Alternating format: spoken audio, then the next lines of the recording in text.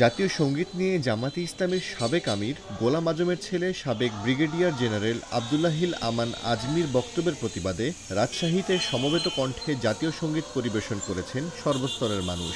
৭ September সকাল ১১টায় নগরীর আলুপট্টি মোড়ে জাতীয় সঙ্গীত কণ্ঠ মেলায় শত শত মানুষ।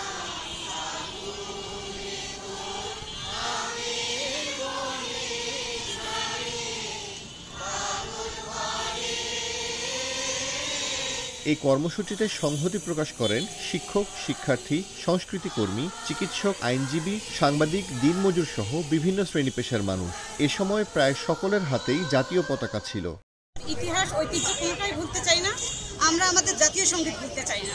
আমরা আমাদের অস্তিত্বকে অস্বীকার করতে চাই না।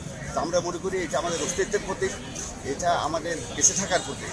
আমরা এটাকে ধৃষ্টতা মনে করি এবং এই ধৃষ্টতার তীব্র প্রতিবাদ করবার জন্যই আজকে আমরা সময়বদ্ধ কণ্ঠে উন্মুক্ত স্থানে এই জাতীয় সঙ্গীত পরিবেশন করি। এদিকে দেশের জাতীয় সঙ্গীত ও জাতীয় পতাকার উপর আঘাত মুক্তিযুদ্ধের উপর আঘাতের শামিল বলে মন্তব্য করেছেন প্রতিবাদ সভায় উপস্থিত সাধারণ মানুষ। আমাদের জাতীয় সঙ্গীতকে নিয়ে প্রশ্ন তুলেছে, বিভিন্ন রকম প্রশ্ন তুলেছে।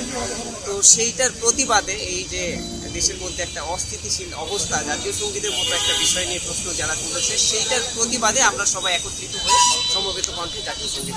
গত ৩ সেপ্টেম্বর জাতীয় প্রেস ক্লাবে আয়নাঘর প্রসঙ্গে আয়োজিত এক সংবাদ সম্মেলনে ভার্চুয়ালি যুক্ত হয়ে আজমি জাতীয় সঙ্গীতকে বাংলাদেশের অস্তিত্বের পরিপন্থী বলে মন্তব্য করেন।